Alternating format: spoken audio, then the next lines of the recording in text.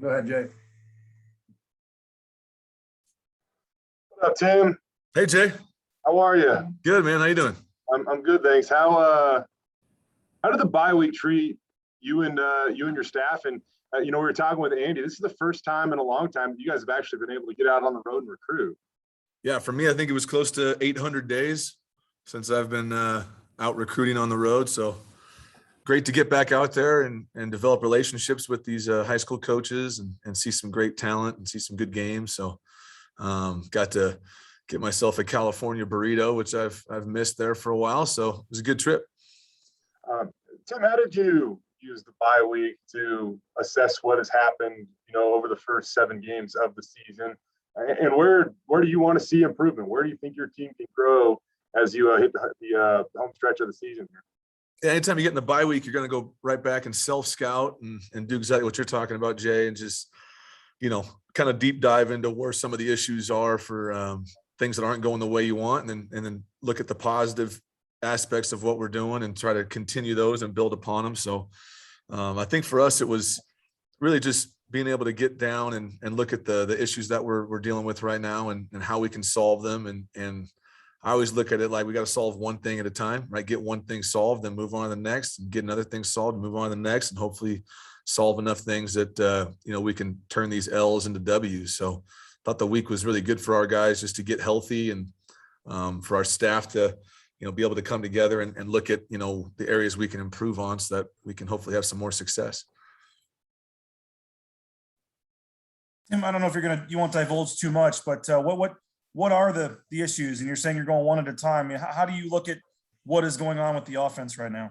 I think it starts with the run game, obviously, and it's been a story all year, rightfully so. It's just trying to create some consistency there, and then just looking at the negative plays that keep popping up, whether it's a sack fumble here or a bad snap or dropped pass. We tend to have these handful of plays that can be drive killers for us, and trying to identify why those take place and where we can eliminate those. And I think those 2 areas are probably the ones that we've looked at the most. Where can we improve in the run game? What can we do here the back stretch of the season to make sure we're being more consistent there? And then how can we eliminate these negative plays that tend to, kill the drives for us? I know it's been 9 days. We didn't get a chance to talk to you after the Air Force game, but the 4th and 2 where you only had 10 players on the field, how, from your perspective, I guess, how does that happen? And I know you don't want to divulge too much, but it looked like Hank was looking back to the left, like the missing guy was supposed to be out there to the left. I don't know if you can say if that's true or not, but how tough was that, I guess, in that spot in the game to not have 11 players out there? Yeah, obviously that's something I've never had happen before, and hopefully never happen again. Any confusion or issues with that play is 100% on me as the coordinator, and I take full responsibility for that, and no one else should. That's on me as the offense to be able to make sure we got all the guys out there. I think there was confusion we had initial play that we were going to run, and then during the timeout we had changed personnel groups, and we had everyone standing there so that they didn't know what personnel we were in, and somewhere within there was confusion on what we were doing. And that, like I said, is 100% on me as the coordinator to make sure things like that don't take place. We obviously have a number of play calls for that scenario, right? I mean, you could go into your 2-point play bag, you can go into your 4th down bag. So we had a handful of plays we really liked the play we had going in there, but obviously didn't do the detailed things of make sure we got 11 guys. And that was a big play in the game. And again, something that's never happened to me before, and hopefully never happens again. And I'll make sure it doesn't happen again. Thanks, Tim. Thanks, BJ. Hey, Tim, you've mentioned the run game. Andy mentioned the run game. You've talked about consistency and negative plays, but specifically after a week now, what is wrong with the run game, and specifically where did you try to fix it?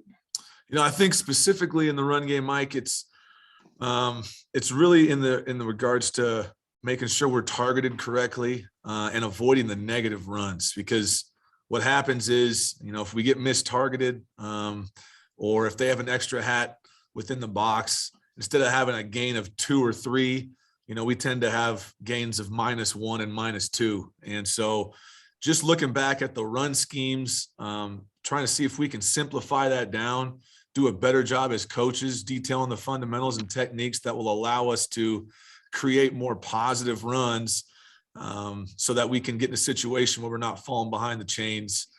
So I think we've looked at, the number of run schemes we've run from a self-scout standpoint. Hey, what are the run schemes we've had success with? What are the ones that are leading to the negative plays? Let's try to work through why that's happening, so our guys can be more consistent coming off and putting ourselves in a scenario where we can be, more positive with it. And I know that the numbers are not anywhere where we need them to be. But obviously we have shown the capability to do it against teams like BYU and Utah State. And so we just got to find that consistency, Mike, and making sure that we're not having the negative runs. And we just got to keep working on formations and schemes that will allow that to take place. 11 different starting positions. I think you've had multiple starters at 8 of them. And overall, I think you're looking at somewhere around 20 different players, maybe a little bit more than that starting period on the offense. I don't know if that's normal. It doesn't seem normal. And there's probably some good and some bad in there. How do you look at that? Definitely not normal, Mike. And we've dealt with injuries in a way that I've definitely not had many years like this where we've had so many guys out. But like we've told you from the jump, like we cannot use that as an excuse. There's a lot of teams that have injuries, a lot of teams that are missing guys. We have faith in the guys that are out there, but I do think the negative is just the continuity of it, Mike, trying to get the right guys in the right spots all the time so that, there's some rhythm to what we're doing.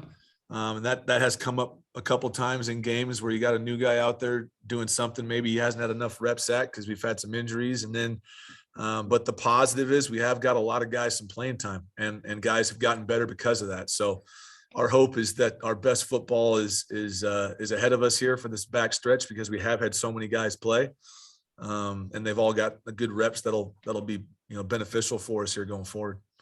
Tim, thank you. Thanks, Mike. Let's go Will, Paul J, Ron. Hey, Tim, you look at Colorado State's defense, second in the country in sacks. What allows them to be so successful in getting after the quarterback? That D-line is special, Will. And we've gone against some great defenses so far this year with the Oklahoma States and the BYUs, and I think Nevada was up there with sacks. And these guys are as good or better. This is an elite group up front. I mean, these 4 guys are relentless, and they are a dangerous group. So I think it starts with those 4 guys. They're able to create pressure every play, and that's why they probably are that high in sacks. When we talked with Andy just a couple of minutes ago, he mentioned how competitive practices were last week for you guys. What did you see out of your offensive players last week in practice?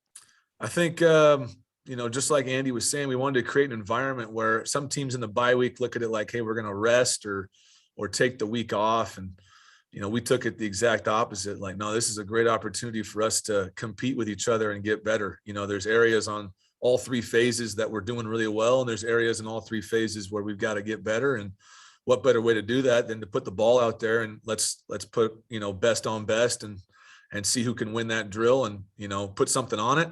And whoever loses the drill's got some type of consequence or something on it. And so create that environment where every day at practice, we're competing for something and hopefully create more situations like we're having in games where that competition can stay throughout a 4-quarter run instead of, offensively for us, we've really been playing really good first half football and then, really poor second half football. And so how can we create a scenario where we can keep that competitive line, all the way through 4 quarters? Well, let's see if we can keep it through an entire practice. And there were some great practices out there where offense would get a drill and the defense would get a drill and the offense would get a drill and the defense would get a drill. And there's a lot of juice at practice, a lot of fire.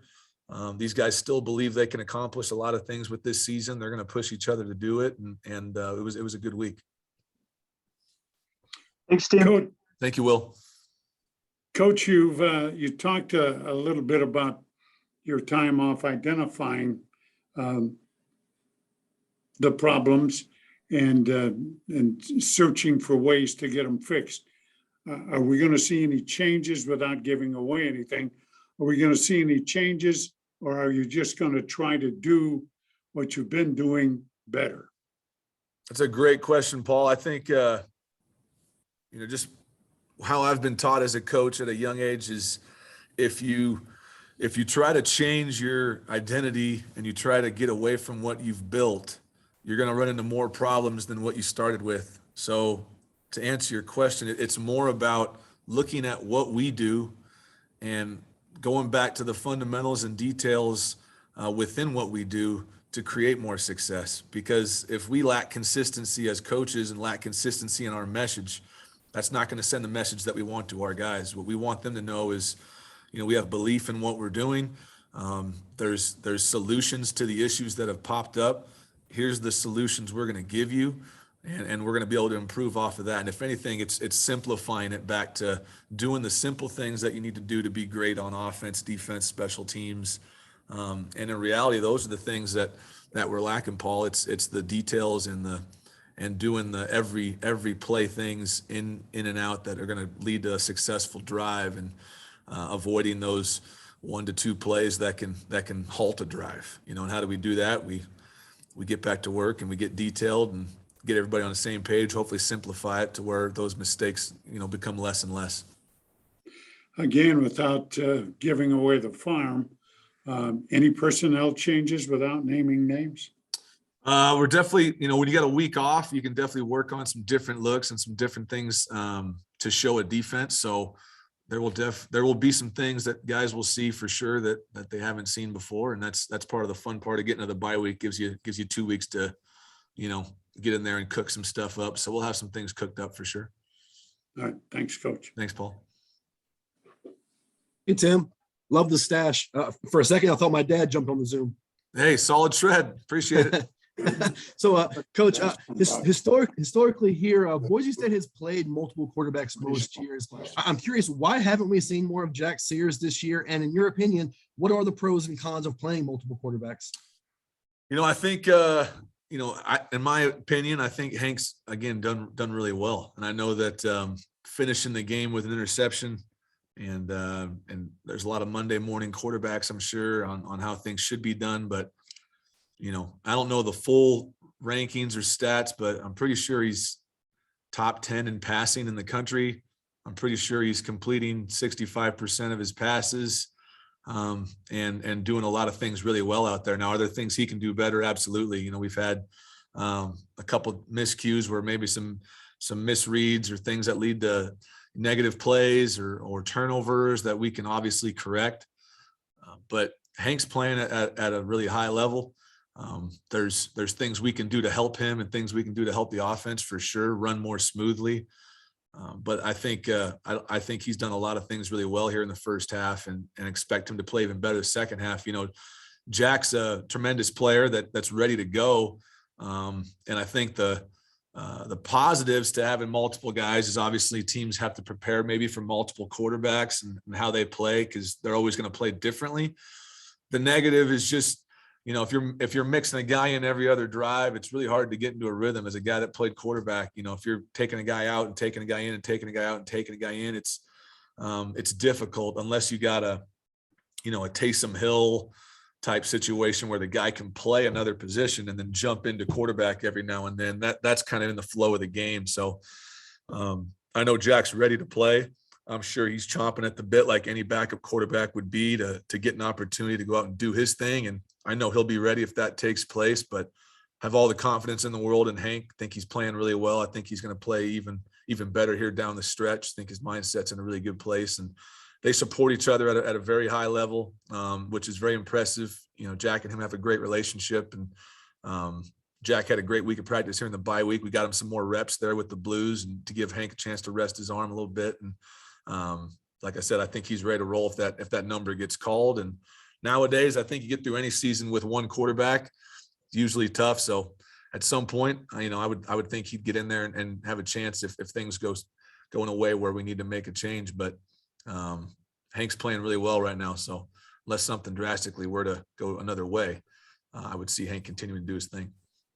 I know we talked about the air raid a couple of weeks ago, but given the struggles on the ground, and especially if you don't get Helani and Habibi Dikio back anytime soon, is there a tipping point where you go, wide receivers maybe the deepest position on our team, we just got to start chucking the ball around 50 times a game? Is there a tipping point coming?